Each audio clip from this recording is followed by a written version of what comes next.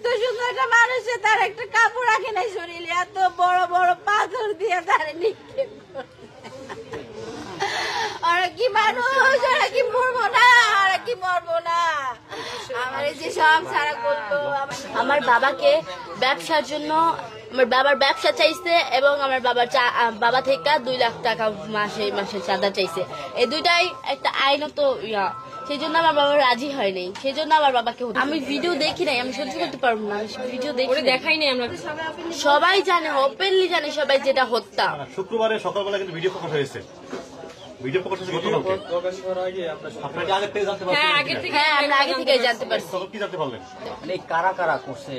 আমি সবার নাম তো জানি না, কিছু মানুষের নাম জানি, যেরকম টিটু, মইন, ছোট মনির, লম্বা মনির, তারপর রনি, কামাল না কাউসার মোল্লা, কাইয়ুম মোল্লা।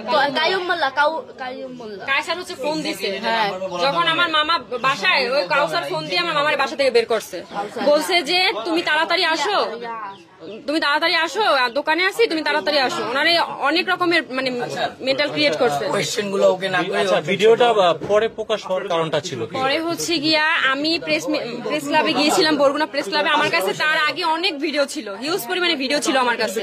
তো আমি এগুলো পেশ করার মতো এই মানে প্ল্যাটফর্ম পাচ্ছিলাম না, তো যার কারণে এটা একটু লেট হয়েছে।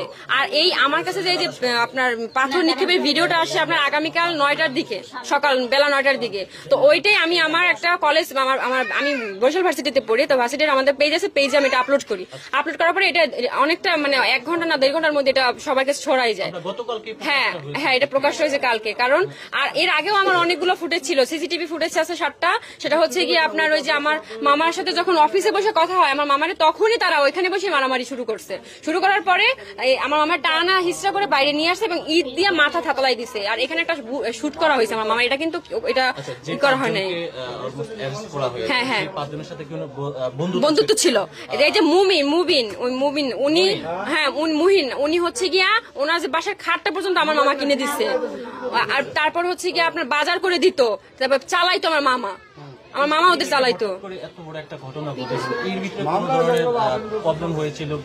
প্রবলেম বলতে আমি বলছি 2020 থেকে 25 সালে এই 5টা বছর আমার মামা অনেকটা ডেভেলপ করে তার ব্যবসায় এবং অনেক ভালো ছিল আলহামদুলিল্লাহ। তার সন্তান ওয়াইফ নিয়ে অনেক ভালো ছিল, ভালোই দিন কাটতেছিল এবং সে একটা লাক্সারি লাইফ বিলং করতেছিল। তো ওইটা তার বন্ধুদের এটা সহ্য হচ্ছিল না যে ও এত ভালো, তাহলে আমরা এরকমের কেন, তাহলে তার মানে আমাদের কিছু একটা করতে হবে। কারণ মানুষ তো লোভে পড়ে সবকিছু করে, এই জন্য ওরা লোভে পড়ে আমার মামার এই কাজটা করছে। আমার মামারে বলছে যে হয় তুমি তোমার এই যে সোহানা মেটালটা আমাদের দিয়ে দাও, আর যদি তুমি সেটা না করো তাহলে প্রত্যেক মাসে আমাদের 2 লক্ষ টাকা করে তোমাকে দিতে হবে। এখন আমার মামা বলছে যে আমি কষ্ট করে এগুলো সবকিছু আমার নিজের পরিশ্রম দিয়ে এগুলো করছি আমার বাচ্চাদের ভবিষ্যৎ গড়ার জন্য, আমি তোমাদের কেন শুধু 2 লক্ষ টাকা চাঁদা দিতে যাবো।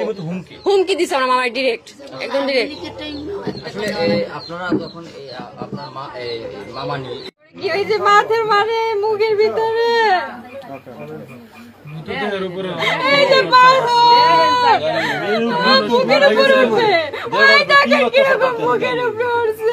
ফিলিস্তিনি যুদ্ধ চলে, ফিলিস্তিনি এরকম মারে না।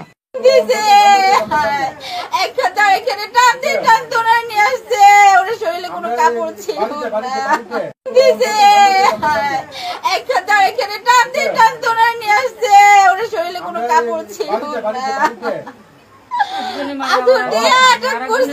মাথার মধ্যে ওনার সাইড ছিল না, কোপাইতে এত সুন্দর একটা মানুষ আর একটু অস্তিত্ব রাখি না।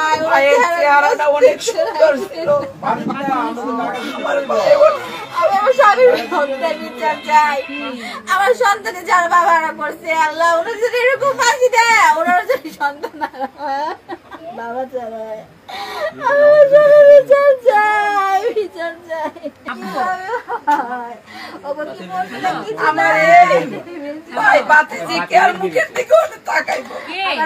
সব ব্যবসা কিভাবে চলবো আমি জানি না। আমার ভাই বাচ্চা ছিল বাপ পাইতো না, আমি কি করে আমার এই ভাইয়ের বউকে দিকে তাকাইবো, আমার এই ভাইয়ের বউকে আর মুখের দিকে তাকাইবো। আপনার কাছে আমরা এই সূক্ষ্ম বিচার চাই, ফাঁসি চাই, আমার ভাইয়ের ফাঁসি আমার ভাইয়ের ফাঁসির এমন পাথর দিয়া কেমনে মারলা? মানুষের মানুষ এভাবে মারে? ওদের মনগুলো কিছু না, ওদের মনগুলো কিছু না, ওরা তো মানুষ না। আমার সন্তান এতিম করে দিল, আমি এখন আমার সন্তানকে খুঁজে দাঁড়াবো, কি করবো আমি জানি না। আপনারা এর পিছনে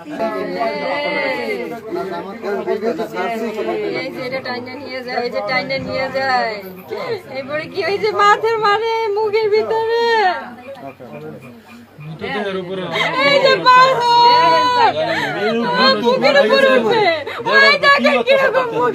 উঠছে আমার পাখি। আমরা ফাঁসি চাই, যে কষ্ট করে আমার বাবারে মারছে প্রত্যেকটা ফাঁসি চাই, আমরা প্রত্যেকটা ফাঁসি চাই। এসে দেখেন কিভাবে মারছে আমার পাখিরে, কিভাবে মারছে। আপনাদের বিনীত অনুরোধ, আমার বাবা যেন সূক্ষ্ম বিচার। আমার বাবা অনেক ভালো ছিল, ওনারা যদি কেউ বিয়ে দিতে না পারতো, গরিব অসহায়কে দান করতো, হসপিটালে নিজে গিয়ে যারা অপারেশন করতে না পারে তাদের অপারেশনের জন্য টাকা করতো। আমার মামা অনেক ভালো মানুষ ছিল, অনেক ভালো মানুষ ছিল, অনেক ভালো মানুষ ছিল আমার মামা। আমার ভাই বোনদের এতিম করে দিছে। এই ভাই এই বোন কার মুখের দিকে তাকাইবে, কার মুখের দিকে? আমার মামারে মইরে অত্যাচার ভাবে কি নিকৃষ্ট ভাবে মারছে। আপনাদের কাছে আমার অনুরোধ এবং মাননীয় আইনমন্ত্রীর কাছে আমার বিনীত অনুরোধ, তিনি যেন সূক্ষ্ম বিচারটা পাইয়ে দেয় আমাদের।